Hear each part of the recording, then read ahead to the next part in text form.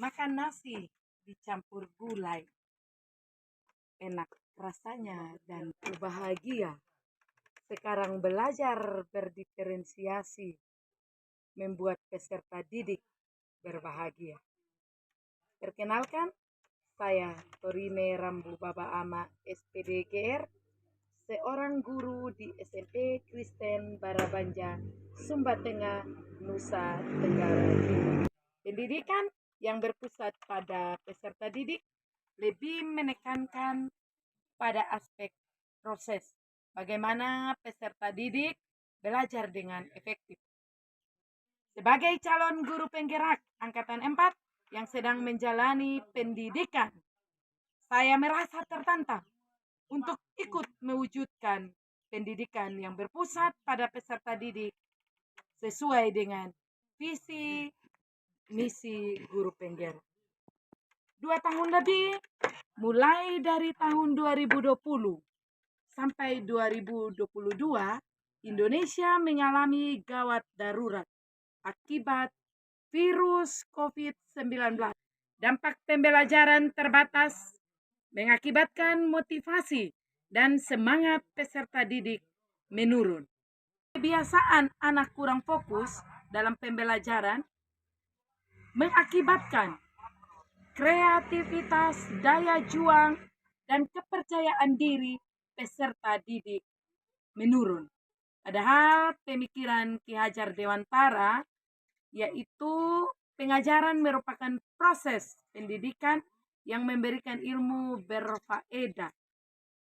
Pemikiran ini menghantar kita pada pola pikir merdeka belajar untuk mengembangkan minat dan bakat dengan mengintegrasikan nilai-nilai profil pelajar Pancasila, yaitu kreatif.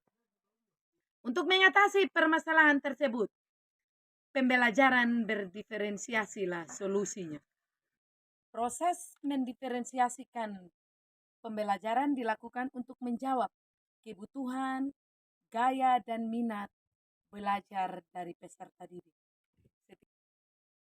Pembelajaran berdiferensiasi dapat diterapkan dengan Pertama, melakukan pemetaan kebutuhan belajar berdasarkan ketiga aspek tersebut.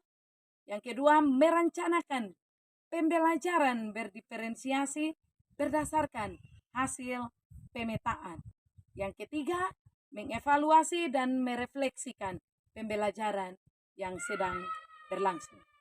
Pemetaan yang saya lakukan yaitu saya melakukan asesmen diagnostik awal kepada peserta didik dengan membagikan Chromebook pada peserta didik dan membagikan link Google Drive asesmen diagnostik awal. asesmen awal terdiri dari 2 bagian, yaitu asesmen diagnostik kognitif dan asesmen diagnostik non-kognitif dengan fokus angket yang berbeda-beda. Telah keluar dari kelas digital, di mana kalian sudah mengisi link Google Drive untuk mengetahui kemampuan. Auditori. Di mana kelompok auditori? Ya, di sini ya. Kelompok visual. Oke. Dan kelompok kinestetik. Oke. Kalian akan menyajikan secara lisan teks deskripsi dalam bentuk konteks pembawa acara televisi, yaitu mendeskripsikan objek. Aktivitas yang dilakukan setiap kelompok berbeda-beda. Kelompok visual melakukan pengamatan dan menulis teks deskripsi untuk disajikan di dalam bentuk poster. Teman-teman, saya akan menyampaikan tentang teks deskripsi dalam bentuk poster yang berjudul Sekolahku Sumber Inspirasiku. Sekolahku bernama SMP Kristen Barabanja. Letak sekolah dengan rumahku tidak terlalu jauh, kira-kira sekitar 3 km. Sekolahku bisa ditempuh dengan berjalan kaki dan naik motor atau kendaraan proyek. Tetapi karena saya anak desa, saya dan teman-teman selalu berjalan kaki. Sekolahku memiliki gedung yang tidak terlalu mewah. Seperti kebanyakan sekolah di desa-desa, sekolah ditata dengan apik oleh guru-guruku. Sekolahku memberi pelajaran berharga bagi kami. Kami diajarkan tentang karakter dan budi pekerti. Budaya positif menyambut anak di pagi hari menjadi ciri khas sekolah kami. Pukul 7.00 kami tiba di sekolah. Kami disiplin untuk membaca 15 menit. Saya senang bersekolah di SMP Kristen Barabanja. Salam bahagia Bapak Ibu guru ya Pak. Saya Nurul sebagai anak SPD. Tes deskripsi karang peserta didik yang berkebutuhan khusus auditori yang berjudul Guruku Hebat. Guruku bernama Ibu Torin. Guruku sederhana, wajahnya tirus dan rambutnya yang ombak, dikepang dengan sebuah jepit, dibiarkan tergerai. Suara Ibu Torine sangat merdu. Jika ada anak yang nakal, Ibu Torin selalu memberikan keyakinan dilakukan sehingga anak-anak selalu merasa nyaman. Dalam pembelajaran di kelas, Ibu Torin memberikan game kepada kami. Game yang kami senangi adalah menyanyikan lagu rasa sayang secara berbalas-balasan. Setiap pembelajaran bahasa Indonesia, saya sangat antusias. Karena Ibu Torine tahu bagaimana membuat kami bahagia. Ia sangat hebat, membuat kami sangat paham tentang bahasa Indonesia. Oke, ya terima kasih untuk kelompok auditori dan produknya ini akan dijadikan MP3 ya. Oke, dibuat rekaman. Siang kami juga telah sampai di sebuah tempat yaitu Liang Utala, tempat yang ada di sekitar sekolah.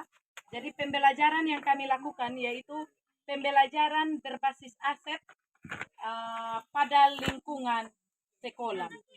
Saya bersama dengan kelompok kinestetik. Teman-teman, kami dari kelompok kinestetik sudah sampai di Lengotala ini dan kami sudah menikmati keindahan di tempat ini. Setelah kami menikmati keadaan di tempat ini, saya ingin menceritakan keadaan di Lengotala ini. Lengotala atau Guagong adalah sebuah tempat yang terletak di Kadora, Desa Oledewa, Kecamatan Mamboro, Kabupaten Sumba Tengah. Lengotala adalah sebuah tempat yang berisi batu cedas di tebing yang jika dipukul akan menghasilkan bunyi seperti bunyi gong. Tempatnya terletak di gua yang berada di Kadora. Menurut cerita orang yang berada di sekitar Lengotala ini atau Guagong ini, asal mulanya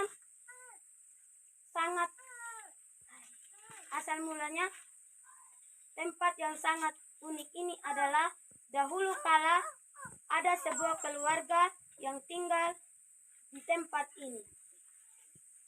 Mereka jauh dari hiburan dan keramaian. Karena merasa sunyi, keluarga tersebut memukul-mukul batu yang menjadi tempat bernaungan mereka. Nah, lama-kelamaan batu tersebut mengeluarkan musik seperti bunyi gong. Untuk memperjelas lebih lanjut, mari kita nikmati musiknya.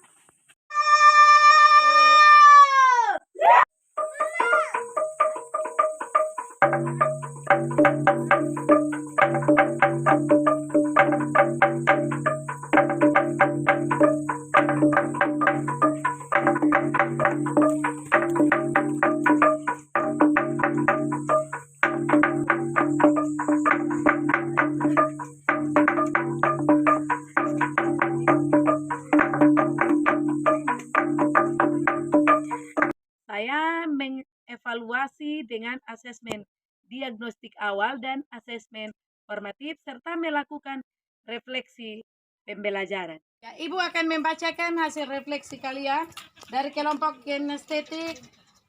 Karena kita pergi ke tempat wisata, saya sangat bahagia. Penerapan pembelajaran berdiferensiasi memberikan dampak bagi sekolah, kelas, dan peserta didik.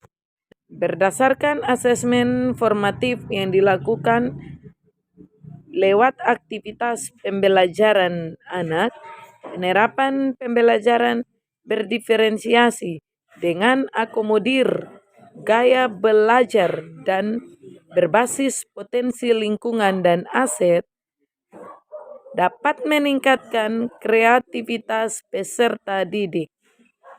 Kreativitas ini berakar pada profil pelajar Pancasila yang berimplikasi pada terwujudnya merdeka belajar.